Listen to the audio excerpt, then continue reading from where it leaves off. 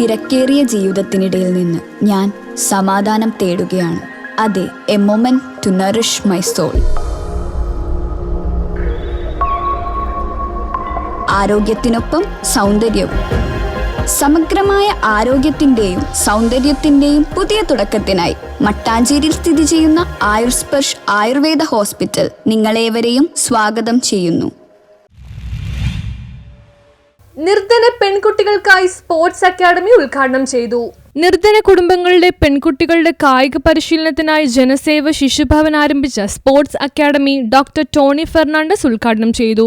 വളർന്നു വരുന്ന തലമുറയുടെ ആരോഗ്യ പരിപാലനത്തിന് മുൻതൂക്കം നൽകുന്ന ഈ പദ്ധതി നാടിന് അനുഗ്രഹമാണെന്ന് അദ്ദേഹം പറഞ്ഞു. 2016 റിയോ ഡി ജനീറോ ഒളിമ്പിക്സ് താരം അനിൽഡ തോമസ് മുഖ്യാതിഥിയായി പങ്കെടുത്തു.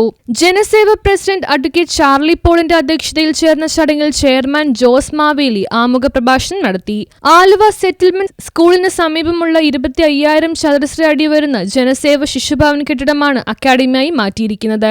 പെൺകുട്ടികൾക്ക് സൗജന്യ കായിക പരിശീലനം നൽകിയ സമൂഹത്തിന് മുഖ്യധാരയിലേക്ക് എത്തിക്കുകയാണ് ലക്ഷ്യം. 3 വനിതാ പരിശീലകരെ നിയമിച്ചിട്ടുണ്ട്. Doctor CM Hyderali, UC college physical education വിഭാഗം മേധാവി doctor Bindu M, Karumalloor panchayat president TA Mujeeb, ward member EM Abdul Salam, MM Jacob, Chinnan T Painadath, Javan Chacko, doctor Freddy Simon, George John Valath, Joseph M Puthussery, AS Surendrakumar തുടങ്ങിയവർ പ്രസംഗിച്ചു. 1996 രജിസ്റ്റർ ചെയ്ത ജനസേവ 1999 തെരുവ് മക്കളില്ലാത്ത ഇന്ത്യ എന്ന ലക്ഷ്യത്തോടെ ശിശുഭവൻ ആരംഭിച്ചു.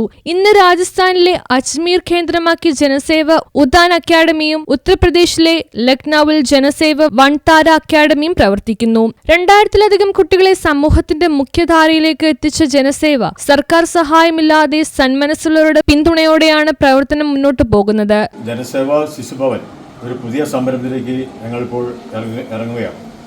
ജനസേവ സ്പോർട്സ് അക്കാദമി എന്ന പേരിൽ നമ്മൾ പാവപ്പെട്ട കുടുംബങ്ങളിലെ വിദ്യാർത്ഥികൾക്ക്, പ്രത്യേകിച്ച് പെൺകുട്ടികൾക്കായിട്ട് ഒരു സ്പോർട്സ് അക്കാദമി രൂപീകരിച്ച് പ്രവർത്തനം ആരംഭിക്കുകയാണ്.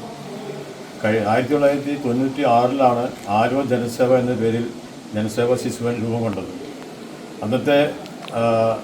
അന്നത്തെ രംഗങ്ങൾ പറയുമ്പോൾ നിരവധി കുട്ടികൾ അന്ന് തെരുവുകളിലും അതുപോലെ തന്നെ ബസ് സ്റ്റാൻഡുകളിലും എല്ലാം ഭിക്ഷയാചിച്ച് പട്ടിണി കോലങ്ങളായി കഴിയുകയുണ്ടായി. അപ്പോൾ അവരെ രക്ഷിക്കാനായിട്ട് ആരും തന്നെ മുന്നോട്ട് വരുന്നുണ്ടായില്ല. അതുകൊണ്ടാണ് ഞങ്ങൾ കുറേ പേര് കൂടി ചേർന്ന് ആലുവ ജനസേവ എന്ന പേരിട്ട് ഞങ്ങൾ ഒരു സംരംഭം ആരംഭിച്ചത്. അങ്ങനെ നിരവധി കുട്ടികളെ സമൂഹത്തിൻ്റെ മുഖ്യധാരയിലേക്ക് ജനസേവ ശിശുഭവനെ രക്ഷപ്പെടുത്തി അവരെ നല്ല രീതിയിൽ കൊണ്ടുവരാൻ സാധിച്ചിട്ടുണ്ട്. പിന്നീട് 2018 ആയപ്പോഴേക്കും ചില സാമൂഹിക ദ്രോഹികളും അതോടൊപ്പം തന്നെ കുറേ അസൂയ ആൾക്കാരും കൂടി ഈ സ്ഥാപനത്തെ ഇല്ലായ്മ ചെയ്തതിനു വേണ്ടി അധികാരവർഗത്തിൻ്റെ കൂട്ടുപിടിച്ചുകൊണ്ട് ഇല്ലാവചനം പറഞ്ഞുകൊണ്ട് ഈ സ്ഥാപനത്തെ നിരവധി ആരോപണം ഉന്നയിച്ചുകൊണ്ട് ഇല്ലായ്മ ചെയ്യുകയുണ്ടായി. അതിൻ്റെ ഫലമായി നിരവധി കുട്ടികളുടെ ഭാവി നശിപ്പിച്ചു കളഞ്ഞു.